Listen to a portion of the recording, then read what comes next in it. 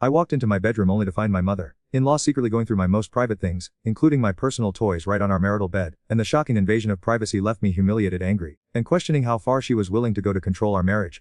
I'm writing this because I need to get it out. Maybe someone will read this and think twice. Maybe I'm just desperate to feel less alone in the crater I've made of my. It started so innocently. That's what I keep telling, but I know that's nothing about what I did was innocent. Sarah and I had been married for 6 years. Good years mostly. We had our daughter Emma when she was 4, and yeah, things got harder after that. Less sleep, less time together, less of everything that used to feel easy. But we were happy. At least I thought we were. The flirting started at work. Jessica from marketing. She laughed at my jokes, asked about my weekend plans, complimented my shirts. Meaningless stuff that made me feel like I was still attractive, still interesting. Still the guy Sarah fell for instead of just Emma's dad and the mortgage guy. I told it was harmless, just friendly coworker banter. Everyone does it, right? Wrong, so wrong. It escalated gradually. Coffee breaks became lunch meetings. Work texts became personal messages. She'd send photos of her weekend adventures. I'd respond with encouragement and questions. When she mentioned being lonely after her divorce, I found wanting to comfort her. The night it happened, Sarah was visiting her sister with Emma. I was supposed to use the time to catch on yard work, maybe watch a game. Instead I met Jessica for drinks to talk about the new project. 3 beers in, she was touching my arm when she laughed. 4 beers in, I was telling her how underappreciated I felt at home. 5 beers in, she suggested we continue the conversation at her apartment. I said yes. I knew exactly what I was doing when I followed her home. I knew when I walked through her door. I knew when she me in her hallway and I her back instead of stopping it. For 2 hours I away everything that mattered. My marriage, my family, my integrity, my daughter's stable home.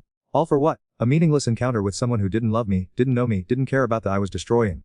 When I drove home that night I felt sick. Not guilty yet, that would come later. Just sick. Like I'd eaten something rotten and my body was rejecting it. Sarah and Emma came home the next evening, full of stories about their weekend. Emma ran to me with a drawing she'd made of our family, 3 stick figures holding hands under a rainbow. "It's us, Daddy. We're happy." I held that drawing and felt something break inside my chest. For 3 weeks, I carried the secret like I was distant, distracted, snapping at Sarah over nothing. She kept asking if I was okay, if something was wrong at work, if she'd done something to upset me. No honey, everything's fine. Just stressed about the Anderson project. Lies. So many lies to cover the biggest lie of all. I convinced I could live with it. That it was a one-time mistake, that what Sarah didn't know couldn't hurt, that I'd be a better husband going forward to make for it. But Jessica wanted more. She started hinting about another project meeting. When I tried to keep things professional at work, she got bolder. Touching my shoulder in meetings, sending me photos during work hours, making comments about our collaboration, in front of other people. I should have shut it down immediately. Should have been honest with Sarah. Should have done 1,000 things differently. Instead I panicked and made it worse. I met Jessica again. Told her we needed to keep things completely professional, that what happened was a mistake. She laughed and said she understood married men always got cold feet. Then she showed me her phone. Photos, messages, evidence of everything. "Don't worry," she said, smiling like she was doing me a favor. "I'm not asking for anything crazy. Just don't pretend it didn't happen." That's when I realized I wasn't just a cheater anymore. I was trapped. The next few weeks were. Jessica would find excuses to stop by my office, send me personal messages during important calls, make little jokes that only I would understand. I felt like I was suffocating at home. Sarah started planning Emma's 5th birthday party. She was so excited, making lists, calling friends, asking my opinion on decorations. Normal continued around me while I was drowning in my own stupidity. Should we do a princess theme or unicorns? She asked one night while we were in bed. Whatever think is best. I mumbled, staring at the ceiling. Been so quiet lately. Are sure everything's okay? I turned to look at her. My beautiful wife. The mother of my child. The woman who trusted me completely and deserved none of what was coming. Yeah, just tired, work's been crazy. Another lie. They were coming so easily now. The end came on a Tuesday. Sarah decided to surprise me at work with lunch, something she hadn't done in months. She wanted to reconnect, she said later. Thought maybe a spontaneous lunch date would help whatever was bothering me. She walked into my office just as Jessica was leaning over my desk, her hand on my shoulder, whispering about our next meeting. The look on Sarah's face. I'll never forget it. Confusion first, then wreckage, and then something dying behind her eyes. "Oh," Sarah said quietly. "I brought sandwiches." Jessica straightened, not even trying to look innocent. "Hi, I'm Jessica." Must be the wife. Like Sarah was just a role, not a person. Not the woman I'd promised everything to. Sarah set the bag of sandwiches on my desk with shaking hands. I should go. We're obviously busy. Sarah, wait. But she was already walking away. I followed her to the elevator, Jessica watching from my office doorway with this satisfied little smile. "It's not what it looked like," I said desperately. Sarah pressed the elevator button and wouldn't look at me. "Then what was it, Mike?" I opened my mouth but nothing came out. Because it was exactly what it looked like and we both knew it. The elevator arrived. Sarah stepped in and finally looked at me. "Don't come home tonight. Don't come home until figure out who wanna be." The doors closed on my marriage. I stood in that hallway for 10 minutes, watching the floor numbers as the elevator carried away everything I just realized I couldn't live without. Back in my office, Jessica was sitting in my chair. "Well," she said. That was awkward. I looked at her, really looked at her, and saw a stranger. Someone who had helped me destroy my and felt nothing about it. Someone who was already planning her next move while my world crumbled. "This is over," I said. "Oh honey," she laughed. "This is just getting started." That night, I sat in a motel room that smelled like disinfectant and other people's mistakes, staring at my phone. 15 missed calls from Sarah. 23 unread texts. I was too much of a coward to answer any of them. Instead, I ordered pizza and tried to figure out how I'd become the kind of man who destroys his family for a few hours with someone who doesn't even like him. The pizza guy was younger than me, probably in college. He looked at the motel room, looked at me in my wrinkled work clothes, and said, "Rough day." Ruh, I said and meant it. I didn't sleep that night. Just lay there thinking about Emma's drawing, the 3 happy stick figures, wondering if she'd ever draw our family again. I finally called Sarah the next morning. My hands were shaking so bad I could barely dial. She answered on the first ring like she'd been waiting. Her voice was flat empty. I'd never heard her sound like that before. Where's Emma? I asked. My mom's. I didn't want her to see me like this. Like what I wanted to ask but I already knew. Broken. Devastated. Trying to hold herself together while her husband's betrayal tore her apart. Sarah, I need to explain. No. Her voice threw me to listen. I packed some of things. They're on the porch. I'm filing for divorce tomorrow. The words hit like physical blows. Sarah, please. It was a mistake. It meant nothing. It meant nothing. She was quiet for a long moment. Our marriage meant nothing. Emma's security meant nothing. That we built together meant nothing. That's not what I... Away everything for something that meant nothing. Do you understand how sick that makes me feel? How? I was crying now, sobs that made it hard to breathe. I'm so sorry. I love our family. Don't destroy what love, Mike. Don't what love. Don't lie to what love for weeks while pretending everything is fine. She was right about all of it. I want to come home. I want to fix this. There's no fixing this. Made choice. Now live with it. She hung. I drove to our house anyway. My house. Was it still my house? The bags were there like she said, 3 garbage bags full of my clothes and toiletries thrown together like trash. I rang the doorbell. No answer. I used my key but the deadbolt was engaged. I could hear the TV inside. Some kids show Emma liked. Normal sounds of that I was no longer part of. I sat on the porch steps for 2 hours hoping Sarah would talk to me. Neighbors walked by with their dogs, their kids, their intact families. Some waved awkwardly. Others pretended not to see. Mrs. Henderson from next door finally came over. She'd watched Emma for us, sometimes brought us cookies at Christmas. Mike, she said gently. Should go. This is my home. Not anymore, honey. Not after what did. So the whole neighborhood knew. Of course they did. Sarah had probably called her sister, who called her mom, who called everyone. My shame was community property now. How is she? I asked. Mrs. Henderson's face hardened. How do you think she is? That girl loved with everything she had. Bragged about to anyone who'd listen. My husband this, my husband that. Made the rest of us jealous of what two had. Past tense. And Emma, that baby keeps asking when daddy's coming home. Sarah just cries every time. The image of my daughter confused and waiting for me was unbearable. Can I see her? Just for a few minutes. Sarah says no contact until the lawyers sort it out. Lost the right to make demands, Mike. I loaded my pathetic garbage bags into my car and drove back to the motel. The same teenage clerk was working. He looked at my bags, looked at my face and didn't ask questions. Work was. Jessica acted like nothing had happened. Worse, she acted like we were conspirators now, like her destroying my marriage was some kind of shared adventure. How's the wife handling it? She asked, cornering me by the coffee machine. Stay away from me. That's not very friendly. We're in this together now. There never was. Help me, my for entertainment. She shrugged. Ruined own. I just gave the opportunity. She was right and that made it worse. My boss called me in that afternoon. Apparently workplace relationships were against company policy. Who knew? I'd never bothered to read the employee handbook because I'd never planned to be the kind of person who needed to. This puts us in a difficult position, Mike, he said. Jessica claims we're pressuring her. Pursuing her despite her reluctance. My went cold. That's not true. She has documentation, messages, photos. Says wouldn't take no for an answer. I stared at him. Jessica was rewriting history to save herself. The woman who'd show me those same photos has leverage now, using them as evidence of my. I initiated nothing shit. Mike, I have to think about liability here. The company's exposure. I'm gonna have to let go. Just like that. 15 years with the company gone. Marriage, gone. Home. Now job gone. I cleaned out my desk while Jessica watched from across the office. When I passed her cubicle with my box of personal items, she smiled. Good luck with everything, she said sweetly. I wanted to scream at her, tell everyone what really happened back somehow. But what was the point? I'd made vulnerable to someone who turned out to be exactly what she appeared to be. A predator who enjoyed watching people destroy themselves. The unemployment office was sitting in plastic chairs with other discarded people, filling out forms that asked why I'd been terminated. Of company policy regarding workplace relationships. I wrote such clinical language for such devastating consequences. I called my brother that night. Tom lived 3 states away, had never liked Sarah much, always said marriage was a trap. I thought maybe he'd understand, offer some sympathy. Cheated on Sarah. He sent Sarah who sends birthday cards to our kids. Sarah who drove 8 hours to help mom after her surgery. That Sarah. Jesus, Mike. What that is wrong with? Even my own brother was disgusted with me. We talked for maybe 5 more minutes before he made an excuse to get off the phone. The divorce papers arrived by certified mail. Seeing our names together in legal language made it real in a way it hadn't been before. Sarah was asking for full custody, the house, alimony, child support. I was going to sign everything, what else could I do? But the custody part killed me. Supervised visitation only. My own daughter, and I'd have to see her in some sterile room with a social worker taking notes. I called Sarah again. The custody arrangement. Eyes what earned, she said. Emma asked me yesterday if daddy stopped loving us. How do I explain that daddy chose someone else over his family? I didn't choose anyone over. Chose ego. Need to feel special. Chose a stranger over daughter's stability. She was right again.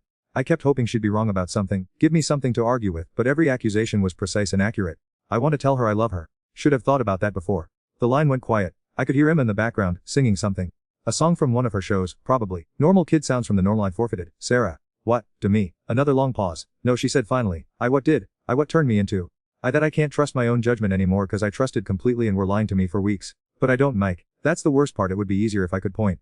That night, I sat in my motel room scrolling through social media. Sarah had changed her relationship status to single. Posted a photo of her and Emma at the park, just the two of them, both smiling. The comments were full of support, people asking if she was okay, offering help. Nobody was asking about it. Looked at my own profile. The last post was a family photo from Emma's birthday party 2 months ago. We looked so happy. Emma on my shoulders, Sarah laughing at something I'd said, all of us in matching party hats. 37 likes including one from Jessica. The comments seemed like messages from another. Beautiful family, guys are goals. Lucky man, I was a lucky man. Had been a lucky man. Now was just another middle-aged in a motel room, scrolling through the wreckage of what used to be my phone buzzed. A text from an unknown number. Heard about situation. If need someone to talk to, I'm here. Jessica, she'd gotten a new phone, was still trying to insert herself into my destruction. The woman who'd helped orchestrate this disaster wanted to comfort me through it. I blocked the number and turned off my phone. The next morning I drove past Emma's school during drop-off time. I know I shouldn't have, but I needed to see her, even from a distance. There she was, holding Sarah's hand, wearing her purple backpack, chattering about something that made Sarah smile. My daughter, my beautiful little girl, walking into her day without me. Sarah saw my car. Our eyes met through my windshield and her expression went from soft to stone. She said something to Emma, who turned to Lou. For a second Emma's face lit and she started to wave. Sarah gently turned Emma's head away and hurried her toward the building. I sat there until the parking lot emptied, watching the place where they disappeared, understanding for the first time that this was how it was going to be forever. Me on the outside, looking in at the I'd voluntarily exiled from. The supervised visit started in November, 1 hour twice a week in a sterile room that smelled like disinfectant and broken families. Emma was different, still my little girl but cautious now. She'd hug me but not with the same abandon as before, like she wasn't sure if I was safe anymore. Why can't come home, Daddy? I'd practiced this conversation 100 times, but sitting across from her in that awful room all my prepared words crumbled. Daddy made some bad choices, sweetheart. I mommy's feelings, and now I have to live somewhere else. But said sorry, right? The innocence in that question destroyed me. In Emma's world, sorry still fixed things. Sorry meant hugs and forgiveness and going back to normal. I did say sorry, but sometimes sorry is enough to fix what we break. She thought about this seriously the way 5-year-olds do when they're trying to understand catastrophes. Did break mummy? Yes, I broke mother. I broke our family. I broke everything. We're all going to be okay. I lied. Just different than before. The social worker Mrs. Chen took notes on everything. How Emma interacted with me, whether I seemed stable, if there were any concerning behaviors. I was being evaluated like a potential to my own child. During our third visit, Emma brought me a drawing. It was our family again, but this time the three figures weren't holding hands. Mommy and Emma were together on one side of the paper. I was alone on the other side, separated by what looked like a wall. We're all still in the same picture, she said hopefully. I hung that drawing in my motel room and stared at it every night. The divorce was finalized 2 weeks before Christmas. I signed everything without argument. The house, the cars, custody, support payments that would eat most of my unemployment benefits. I deserved none of it and all of it. My lawyer kept pushing me for more visitation, better terms, something. Wife's being punitive, he said. The courts usually favor shared custody. She's being protective. I corrected. There's a difference. He looked at me like I was the worst client he'd ever had. Maybe I was. I found a job after 3 months of searching. Insurance adjuster, 30% less than I'd made before, but it was work. The background check revealed my termination, so they knew exactly what kind of man they were hiring. My new apartment was a one-room in a complex full of other people starting over. Divorced dads, recovering addicts, people running from different kinds of mistakes. We nodded at each other in the hallways, members of the same club nobody wanted to join. I bought furniture at thrift stores, tried to make the place welcoming for Emma's eventual overnight visits, if those ever happened. The custody agreement said Sarah could allow extended visits at her discretion, but we weren't anywhere near that level of trust. Spring came and with it Emma's 6th birthday party. I wasn't invited, obviously. But I drove by the park where Sarah was hosting it, watched from a distance as my daughter celebrated another milestone without me. All her friends were there. The parents I used to chat with at school events, the families we used to have barbecues with. Emma ran around in a princess dress, laughing and playing games surrounded by people who loved her. I saw Sarah's new reality too. How the other parents treated her now, with extra kindness, the way people treat someone who's been through something terrible. She was the victim of my choices, and they all knew it. One of the dads helped her carry presents to her car. Just being helpful, but I watched him smile at her, watched her smile back, and realized someday there would be someone else. Someone who would be Emma's stepfather, would walk her down the aisle, would be called grandpa by her children, someone who wouldn't throw away everything good for a few hours with a stranger. I drove home and called my mom for the first time since the divorce. She'd sent a card when it was finalized, just a simple, "I'm sorry things didn't work out." No judgment, no lectures. That was Mom. "How are holding?" She asked. "I'm existing." That's something. We talked for an hour. She didn't ask what happened, didn't offer advice I wouldn't take anyway. Just listened while I told her about my apartment, my job, my twice weekly visits with Emma. "She's growing so fast," I said. "I'm missing everything. We'll find way back to her. Maybe not the way it was, but I'll find a way." I wanted to believe that. Summer brought a new development. Sarah started dating someone. Emma mentioned him during one of our visits, Mummy's friend David, who took them to the zoo and knew all about dinosaurs. I wanted to him, but Emma clearly liked him. He made her laugh, helped with her bike riding, remembered that she preferred chocolate chip pancakes to blueberry. He was doing everything right that I'd done wrong. "Do like David?" I asked during one visit, hating for putting her in that position. Emma nodded enthusiastically. "He's nice to Mommy. He makes her smile again. Again, like she'd stopped smiling when I left. Like my betrayal had stolen her joy until someone better came along to restore it. I was happy for them. I was devastated for me. Both things were true." The supervised visits ended after 8 months. The social worker determined I was stable, committed to Emma's well-being, no longer a flight risk or emotional danger. I could take Emma for short outings now, lunch, movies, the park. Our first unsupervised visit was awkward. We went to the children's museum, and Emma kept looking around like she expected someone to appear and take her back to safety. "It's okay," I kept saying. "We're allowed to be here together." But trust, I was learning, rebuild slower than it breaks. One evening as I was dropping Emma back at the house, my old house where David's car now sat in my former driveway, she asked me something that stopped my heart. Daddy, why did choose to us? Not, why did us, why did choose to? Like she understood even at 6 that betrayal was a decision. I knelt down to her level there on the sidewalk in front of I'd forfeited. I was selfish, baby girl. I forgot how lucky I was to have in mommy, and I made a terrible choice, the worst choice of my pot, but didn't mean to us, right? I could have lied, could have made feel better by pretending it was all accidental. But she deserved the truth even if it was. I knew it would have found out. I did it anyway, that's what makes it so wrong. She thought about this with that serious expression she got when processing difficult concepts. I forgive daddy. But I can't forget. 6 years old, and she understood something about consequences that I'd been too selfish to grasp as a grown man. It's been 2 years now since I destroyed everything. Emma calls David, Papa David, and lights when she talks about their adventures. Sarah married him last month, a small ceremony I heard about through mutual friends. Emma was the flower girl. I see Emma twice a week and every other weekend. We have our routine now, our rebuilt relationship that's smaller than what we had but real. She tells me about school, her friends, her new baby brother that Sarah and David had last spring. I'll always be her father, but David is her daddy now. The man who reads her bedtime stories, helps with homework, teaches her to drive someday. The man who chose her every day instead of throwing her away for momentary gratification. I live alone in my one-bedroom apartment, work my insurance job, pay my support payments, and try to be worthy of the limited trust I've earned back. I don't date, don't look for companionship. This is my now that I built with my choices. Sometimes people ask if I regret it. What a question, of course I regret it. I regret it every morning when I wake alone. I regret it every time Emma mentions something exciting that happened at home with her real family. I regret it when I see couples at the grocery store, families at restaurants, fathers walking their daughters down aisles I'll never walk down. But regret is just self-pity dressed as wisdom. The real question isn't whether I regret my choices. It's whether someone reading this will learn from them. I weigh a woman who loved me completely for someone who didn't love me at all. I traded my daughter's security for a few hours of feeling important. I destroyed a family for an ego boost that lasted exactly as long as it took to zip my pants. Jessica, by the way, was fired 6 months after me when she tried the same manipulation tactics on another married coworker. Last I heard she'd moved to another city to start fresh. People like her always land on their feet. It's their victims who carry the permanent damage. 3 weeks ago, Emma asked if she could invite me to her school's father-daughter dance. Papa David is coming too, she said carefully. But I have 2 daddies now, so maybe could both come. I wanted to say yes so badly it physically. But I looked at this beautiful, generous child who was trying to include the man who'd broken her world, and I knew what the right answer was. That's Papa David's special time with, sweetheart. But maybe we can have our own special dance at home afterward. Her face fell for just a second before she smiled and nodded. Okay, Daddy. I held her a little tighter that day. This incredible little girl who was learning to forgive what couldn't be forgotten, to love what had proven untrustworthy, to include what had chosen to exclude itself. She's better than me in every way that matters. So here's what I want anyone reading this to understand: can't undo betrayal. Can't unfray an egg, unbreak a window, or unshatter trust. There is no going back, no reset button, no magical forgiveness that erases consequences. When choose to cheat, or not just risking relationship, or choosing to destroy family's security, children's stability, own integrity, for something that will never, ever be worth what are giving. I know because I'm living the rest of my in the shadow of the worst decision I ever made.